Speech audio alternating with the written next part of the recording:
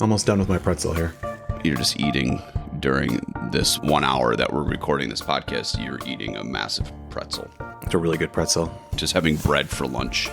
Most carbo load. I did have some soup before this. I had a really nice butternut squash soup.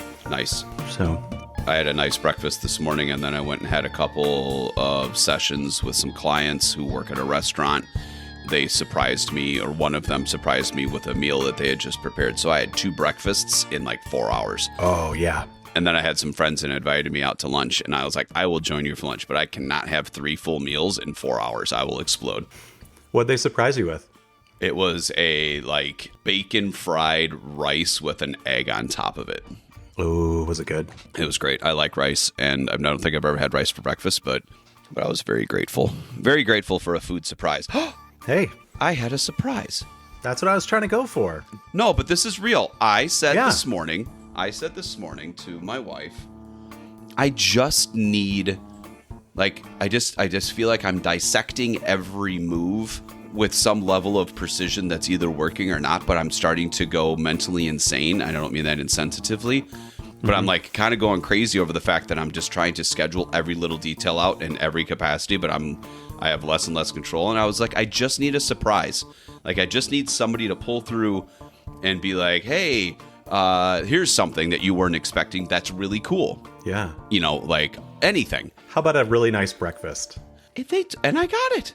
I manifested it. That's awesome. And also, I didn't even think about it. I didn't even think about it until you asked me. And yeah, it was just, I got my surprise. And then That's awesome. I got a text from a friend that said, hey, let's do lunch. The 3 of us haven't gotten together for quite some time. Out of the blue.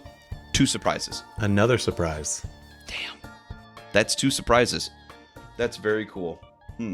I'm very grateful for that.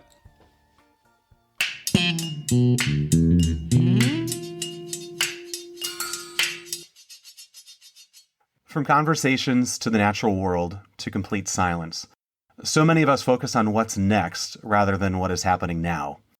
I'm Listening is a podcast that dissects the importance of listening. I'm Drew Richmond.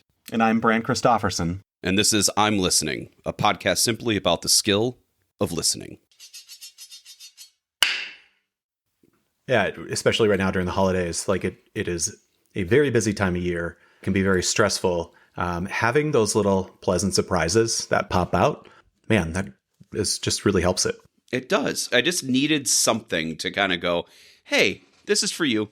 You didn't ask for it. You didn't need it per se, but this is for you. That was neat. All right. Boom. Surprise.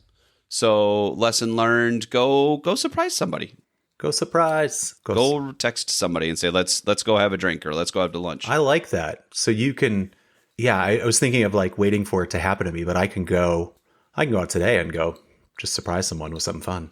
Hey, I'm here. Here's a pretzel. Yeah. That was a really good pretzel. So you're saying I should drive 4 hours to your house to bring you a pretzel? It would be a surprise. It would. It would be a surprise. Definitely would.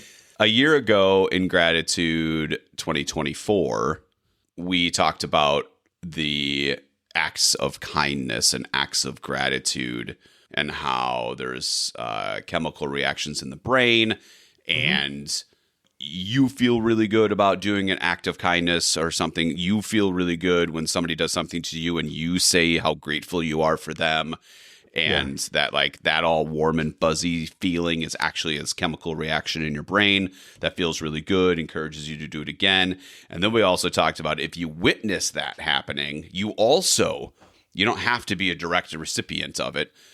You also feel good, and it also releases oxytocin and other things in your brain that make you feel warm and fuzzy. Directly tied into what you just said of like, maybe I'm sitting here waiting for the surprise. Maybe I should go be the surprise. That makes you feel warm and fuzzy. Can we wrap you up in a big box and just have you jump out of the box? Like Christmas Vacation, where I get abducted and then just showed up with a bow on me. I'm going to get my pool this year. Brandt, let's talk about the holidays. So you're right. It becomes very stressful. Why does it become stressful? Ready, go. Why are the holidays stressful? Number 1, gift lists. Number 2, having obligations to visit lots and lots and lots of people. yes, travel. Finances. You kind of said gifts already, but it's that expectation to buy people something. The perfect gift. Buying the gift that's not on the list. Decorating. Having to listen to Christmas music. I love listening to Christmas music. No, don't you listen? Don't you tell me that you don't like listening to Christmas music over and over and over again. We have 38 Christmas movies that we need to get through this year. That becomes some level of stress. Like, if we don't sit down and watch these 10 Christmas movies, then we're not going to do it by Christmas. We must sit down and watch them now. So you put expectations on yourself. So it's these expectations that are, I don't know, you feel you've got to live up to these. And if you don't, then it's frustrating. Is it frustrating? You just want to get so much done in so little time.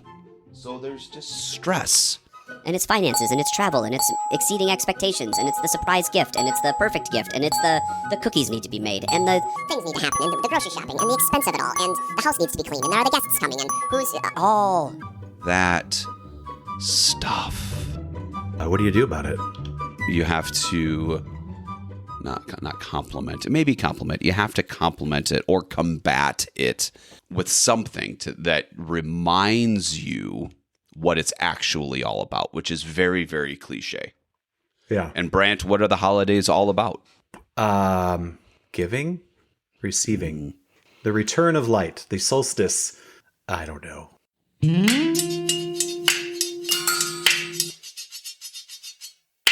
Yeah.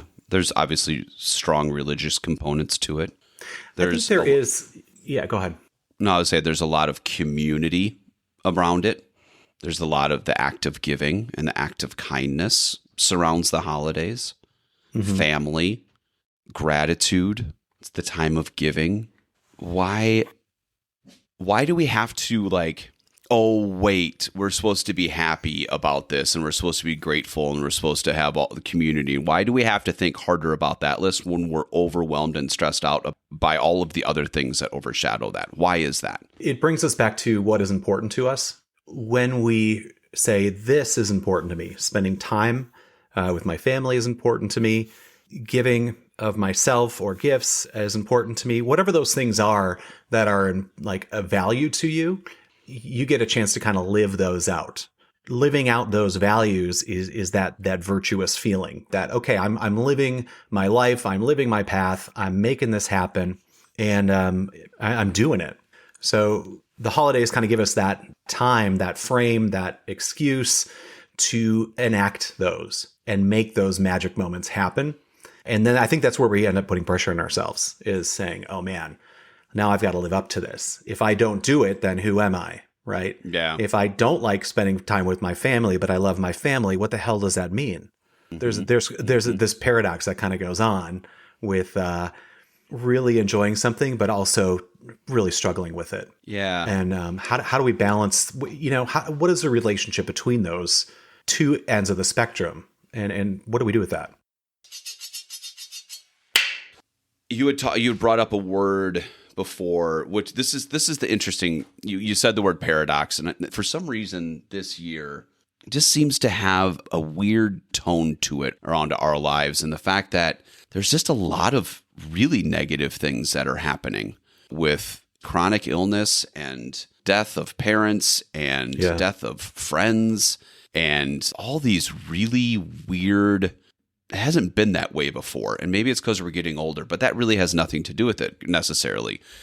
I don't know, and I don't mean to be a Debbie Downer during for this part of the episode, but we've talked about it too much that through these really, really bad things, gratitude also finds its way through that. Yeah. What happens there? I was unpacking Christmas stuff, and a lot of the stuff I have are hand-me-downs of my great-grandma's nativity scene. Pulling that out, and she'd passed a long time ago, but it was that sentimental feeling of oh yeah, this was hers, this was something important to her. She always had this set out in her living room in this way, and da-da-da-da-da. And there was that comfortable feeling that came with that. It was recognizing the loss, but also recognizing the value of the time spent with her at Christmas. So does that kind of sum up the paradox for you in a little way, or give an example of the paradox for you? Well, I think that's a piece to the puzzle too around the holidays. It's like you got to do all this stuff, and you got to, you brought up decoration. You got to get your tree. If you don't get your tree on this day, then it's going to be 2 weeks before you can get your tree, and you got to do all this stuff. And I looked at the kids the other day who are now 15 and 17, and I said, go downstairs and get Grandpa's train. Okay. Yeah. Because every year we set up the train around the tree. Oh, you do? Every year. And that's my grandfather's. This is their great-grandfather's train. And this year they kind of went like, "Oh, Dad." Bah. And I was like, nope. And then they went and did it, and they're like, this is really cool.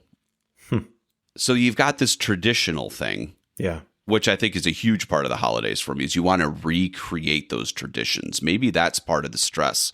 If you don't do it, then you've kind of stopped or put a pause or didn't honor the tradition of your family, of the holiday, of the religious component of it, of the spiritual component, whatever that is. Mm-hmm. You have to recreate all of these mini traditions to make sure that everything gets done right because it's tradition. There's, recreating traditions, but there's also just creating the experience, recreating the experience, maybe. Well, too. There's creating it, but then recreating it, right? There's the tradition part of like, I got to keep this tradition going. But I don't know, like this is our first Christmas in our new house. So it is very much, okay, how are we going to do this in this space and how are we going to be intentional about it? And really wanting to set the right tone. It's kind of been that way for the whole year for me of, all right, this is our first year in this new chapter. I want to be intentional about how we're setting the tone for this next chapter. And I do end up putting pressure on myself. And I think I need to slow down sometimes too and just be like, man, this is good. Like, I should take a minute, right, to kind of recognize the things that I am thankful for, the things that I'm grateful for. So that piece right there, we're stressed out. We're doing the things. We got to recreate this. You're creating a new traditions in a new space, but pulling out your great grandmother's nativity scene, right? So you're pulling that, you're recreating in a new space, a thing that's been a part of your life forever. Yeah. Forever. Yeah. So that's an interesting piece to the puzzle. And then you just said, but I have to stop every once in a while and be grateful for even having the nativity scene. That I got it from my grandmother or my great grandmother, and think about it in that sense. When we were storyboarding this episode, you were talking about negative bias. And I was fascinated by it. I needed to Google it. I needed to learn more about it because of the stress, because of the realities. These aren't just manufactured stress points. These are realities of the holiday season.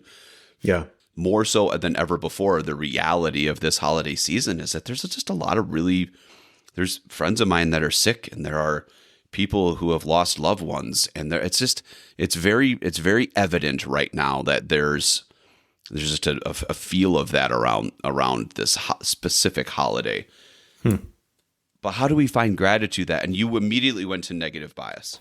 I did, because our brains are wired to cling on to those negative things. When a negative thing happens to us, it sticks in our memory more than something positive. This goes just into like ancient survival reflex again, where it is a built-in way to help us remember that is bad, don't do that again. And I feel like we may have talked about this in other episodes too, but knowing when things get stressed out, knowing when we have high expectations on ourselves or others maybe have expectations for us in a time of year that is very busy, but also has a lot of expectations, the negativity biases kicks in pretty easy, where it's like, oh man, don't do this again.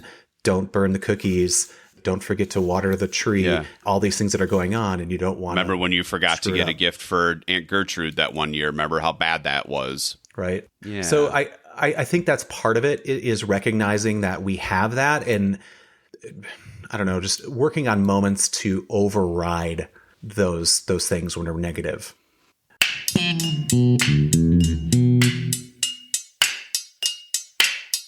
Okay, your kids are older. What is something that they still look forward to, even though they're older now? The holidays are coming up. What do they look for? What do they get excited about still? That's fun for you. I mean, Christmas morning still has the same glow about it that it has for the last, my oldest is 17, for the last 17, 18 years. Yeah. And that is just always that moment We still make them sit at the top of the stairs. They can't see, right? We have to, parents go down first. Okay. Get the camera set up and do all the things funny. and take the videos and do all that stuff. There's something about that moment that's a huge piece of it. The other one that sticks out in my mind is our Christmas movies. Yeah. And the anticipation, first off, I don't allow Christmas to happen prior to Thanksgiving. So as soon as that last dish goes into the dishwasher after Thanksgiving dinner, then we can crank Christmas, which I think is a part of it is like, now it's time. Like we can't dabble in it, but now we get to go all in. So let's just hold off. Yeah. So I think that's a piece of it. But the Christmas movie piece has really become a very strong tradition in our family. Never really was before. There were we had a couple of them, but now literally we have this list of 40 movies that are Christmas movies. We don't get through half of them anymore. Sure. No. And then I kind of have this dumb rule where it's like, well, on this night we have to do this. And now the kids are picking up on that. It's like, well, we can't watch Home Alone if there's no snow on the ground because you got to recreate the like feeling of watching Home Alone when there's snow on the ground. And that's great. Literally my kids are like, hey, Dad, it's snowing. Can we watch Home Alone now? That's the dumbest thing in the world. Right. But it's this like weird little tradition. And now, of course we can. And it's like, oh, it's, 3 days before Christmas. So we always watch this movie on this day. And then like kind of leads up to it. Those are those moments that I find probably the most clarity and give the most gratitude when we're all sitting on the couch watching a movie that kind of recreates the past moments like that. Yeah. But also brings in the new moments. What about you? I had this moment the other night where, again, it's just been very busy. We've been doing a lot of stuff and I'm tired. I'm trying to get the kids to bed and I'm being grumpy, being negative. And I pause for a minute and I'm like, wait, we pulled out our Christmas books. I'm going to go grab a Christmas book. I know what I'm going to do. And I grabbed The Night Before Christmas. That's something that Anna and I have read every year, probably several times over the holidays at night. And when she was 2, I recorded her and I reading The Night Before Christmas. Oh, that's so goddamn precious. And hearing her go on Dasher, on Dancer, on Prancer, on Vixen, hearing her read it and hearing me read it and hearing her ask questions was just... So I pulled out that recording and I played it for her. Can you name them again? Yeah. Dasher, Dancer, Prancer, Vixen, Comet, Cupid, Donner, Blitzen, and... That was good. You got them all. And then her and I sat and read The Night Before Christmas and just had a great little moment. It's just taking that and saying, okay, you know what? I know things are stressful right now, but I'm going to make an opportunity here to make this fun, to make this enjoyable. And really savored that. I like that. Yeah. See, I mean, you're sharing that story with me for the first time, and I can put myself in that situation with my kids, or sitting there watching you go through that and going, oh yeah, I can see that. That's pretty powerful. I can relate with that. Yeah. Because that's something that. So I go back to your negativity bias piece, and I'm fascinated by this because A, of all, I like science, and B, of all, I like psychology. And this is kind of a balance between the two of them. Yeah. Thousands and thousands of years ago, there's fires, there's floods, there's animals that are attacking us. And we have to kind of create this thing for survival that helps us remember the negative to survive. And today, most of those threats, generally speaking, have gone to the wayside. But there are other threats in everyday lives that we need to keep an eye out for. But really what it starts to lean towards is our brain is hardwired to think a certain way, to put more emphasis on the negative and less emphasis on the positive to stay alive. But now we've got this piece of it. So when things do become overwhelming, or when we do get stressed out, and the holidays are one of those times. I don't think the holidays stress us out.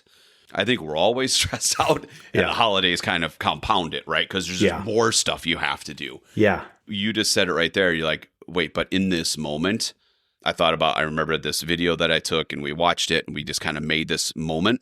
That's how you combat the negative bias. You combat and overcome that negative bias by stepping back a little bit and reframing your situation, the situation that you're in. There's a great article that we'll put in the notes. They named 3 things: reframe your situation, practice mindfulness, episode, whatever that was, not too long ago. And then the third thing that they talk about is cultivate gratitude. Yeah. Cultivate. That's an interesting word. That is an interesting word. Like you have to create gratitude to offset this thing that's naturally happening in your brain. Yeah. We talk about the surprise. We talk about creating those, go tell somebody that you're thankful for them. Show gratitude to others because it helps offset all of that negative. You had the example before of the surprise that someone had created that experience for you. What have you done recently to kind of carve out that time for yourself to be able to take in those moments of gratitude? I have two. Okay. You got two. I had this amazing moment of clarity, gratitude, all of the things when we kicked off the movie watching season. Yeah. And Christmas Vacation is just one of my all-time favorite movies ever, but it's one that we kick off the holiday season to. And I was just sitting there and was just like, here it all is. Dinner's on the stove. The tree is decorated. The Tom and Jerry's are warm. The kids are all sitting on everybody's happy, warm, healthy. We're about to eat a great dinner. And we're watching this amazing movie that gives me all the warm and fuzzies that I can go back. It was like 1989 or something like that. I can go back 30 years and remember when I was watching it growing up and their age watching this same movie, all those things, just that super crazy moment of clarity. The other night, we're very fortunate enough to have this amazing hot tub, and we were hanging out in our hot tub, and the snow was on the ground. There was zero wind. It was not bitter cold, but it was chilly, and it was dead silent. I mean, nothing. You could hear yourself breathe. That's the only thing that you could hear. Nice. Was breathing. So if you held your breath, you heard zero. No cars, no planes. Oh, that's great. Nothing. Not wind through the trees, not a bird, nothing. Silence. And I was sitting there and I literally said, I was like, I'm surprised we don't hear an owl right now. And 10 seconds later, an owl started hooting because that's when you can hear the owls. Yeah. When it's not windy, when you can't hear there's no other sound, that's when you can hear the owls come out. Yeah. Even saying that, it's like, oh, we're sitting in our hot tub in our nature sanctuary. And yeah, we are. You have to find those moments. What's fascinating is that moment could have happened and that was surrounded by stress because we were talking about lists and making sure everything was perfect in perfect world for holidays, which is stressful. But in that moment, you got to recognize the fact that this is pretty amazing and give thanks. And whether that's religious or to each other or, to yourself, whatever it is, you have to recognize those moments. Yeah. Because literally that's how you offset that negative bias in your brain. What I like about that too is that you guys took the time to be like, you know what, this is going to be important to us, just to go sit in the hot tub for a little bit. Yep. And you made that space to have that moment to do that. If you didn't do that, you would not have had that experience. So you just go, you just keep going. You got to push pause every once in a while. What about you? Any moments in the last couple of weeks as the holidays have started to ramp up for you that you've found that you were able to just step back and find gratitude in what was occurring around you? We went to Chicago recently with the kids to meet up with some friends and do Christmas in downtown Chicago with them. It was busy. It was expensive, all those things, but check. Yeah. There were definite moments, where we're like, okay, we're going to go to the zoo lights at the Lincoln Park Zoo, meet up with some friends, spend time in these really cool experience going through these lights. And there was a moment where I just kind of had to pause and just look at everything and be like, this is gorgeous. Kids got on the Ferris wheel and they were just so elated to be on this Ferris wheel at the zoo in the Christmas lights, just taking it in. And it was just that moment for me to take that mental snapshot of that moment and be like, this is really great. I'm really thankful, for the experience, for these people, for this moment. And it was something to hold on to. That's cool. Not everybody can do that. We need to recognize the fact that not everybody is sitting here talking about this trip to downtown Chicago or sitting in your backyard hot tub looking over your nature sanctuary. We got to recognize that, right? I was thinking that too. I'm like, I need to pick out something that isn't so, oops. We need to recognize that. People are like, oh, that's what you're bitching about. We're going to pick that up and put it right in the middle of the room and stare at it for a little bit. We recognize that. Yeah. Regardless of your situation, though, how does one go, oh, wait, I need to take a snapshot of this and recognize that this is really important and give thanks? And it doesn't have to be spiritually, but it can be. That's fine. Or religiously give thanks, but at least be grateful for what you do have in times of stress. How does one learn to do that? Talking about it is one, right? Like, I think so. The fact that we're sharing these thoughts out loud right now helps reinforce those things in ourselves. Listening to others. Last year, we had a great montage of a number of folks that just shared what they were grateful for. And like, it just felt good to be able to listen to that. We gravitate towards those people that are more inspirational, those people that are more positive. We do not gravitate towards the grumpy, bitchy kind of folks. Yeah. So I don't know. We talked about mindfulness before too, is taking that moment to have that space to do whatever that is. If it's going out to take a walk, if it's sitting down and having a surprise lunch with someone. I think these are all those pieces that we want to be able to recognize and just hold on to. Like, hey, this is pretty cool. Yeah. This would be a great movie, like Christmas time movie, to like have somebody that's super crabby, like maybe older and crabby. Okay. And, these things happen. Things happen to him or her, like throughout the evenings or throughout the holidays, that remind them of their past and what their future might look like, and kind of what's happening now. And then just kind of have them change and this remind them how grateful they should be, and then just have them kind of turn a 180, and then just kind of towards the end of the movie just be a little bit more positive and be reminded that they don't need to be crabby and things. That's called Charles Dickens. Charles Dickens' A Christmas Carol. I think you just described that. What's that? Yeah. Look it up. Is that the same? So that's already been written. That's it. Yeah. It's been written and done 100 times. The Muppet version I prefer. So check that one out. Yeah. Oh. Brandt, the entire movie of Charles Dickens' A Christmas Carol is gratitude. Yeah. It's all about gratitude. It is. Because he's grumpy and he's crabby and everything's wrong, and it's all about the financials and it's this and that and blah, blah, blah, blah. Get back to work. And then he goes through these moments where he's reminded of his past, what's happening in the present, and what the future is going to look like. And he's reminded that he needs to be grateful for lots of things, and it turns his whole attitude around. So this is fascinating. This is live, folks. This is live right now. We did not. Well, it's not live, but we're thinking about it right now. This was not storyboarded. The relationship between the stressors of the holidays and what you get bound into and how you create all these negative things is combated with gratitude. Absolutely. And has been in the stories and in the movies for quite some time. Is there a version of A Christmas Carol on your movie list? All three of them. So the original, right? Yeah. Whatever that one is. And then the Muppet Christmas Carol. And then the movie Scrooged. Yes. With Bill Murray. With Bill Murray. Yep. I love that one. Yep. Yeah. It's a really good one.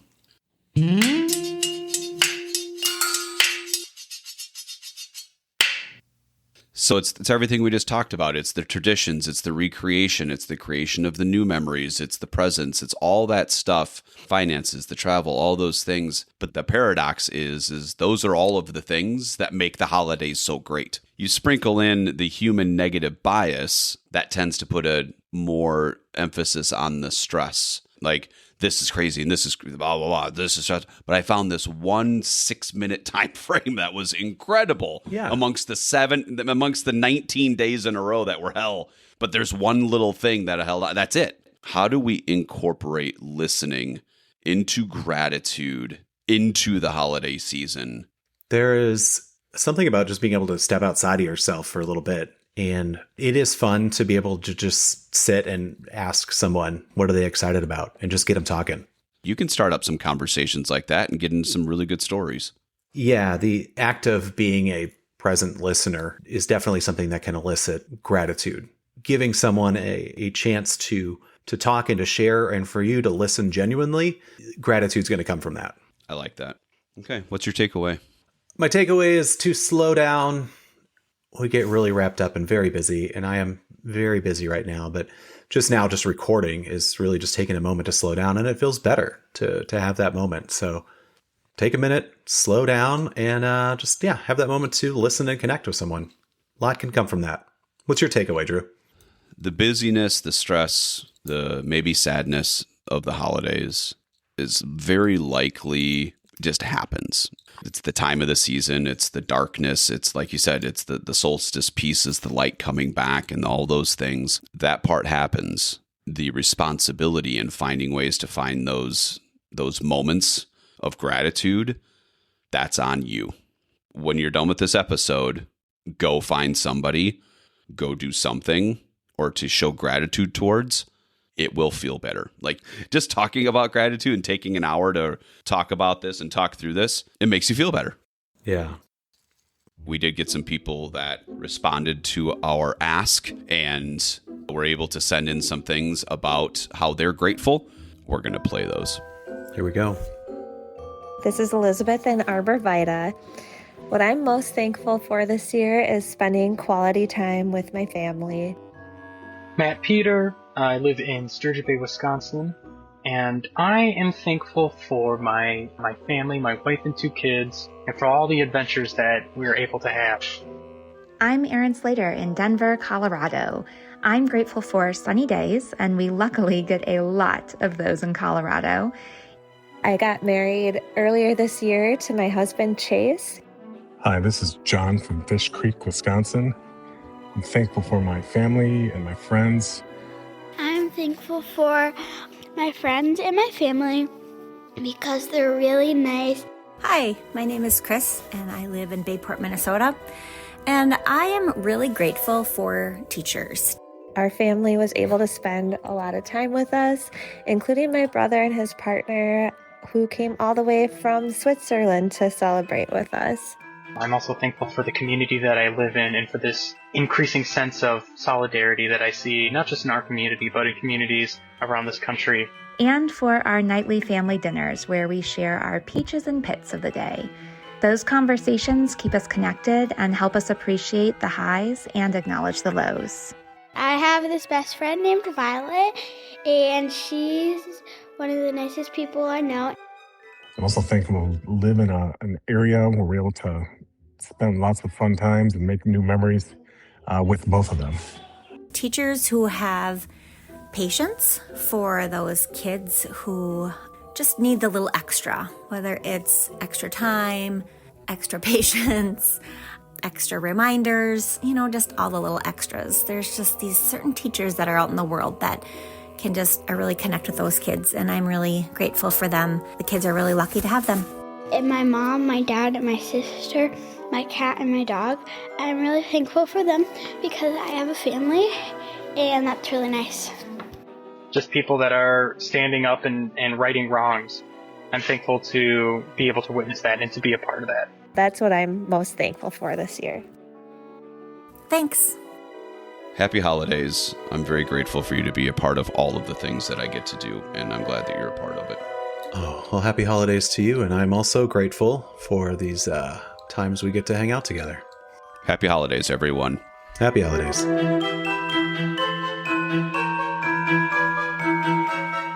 In the description of this podcast, you will find more information and a list of any of the sources that we used.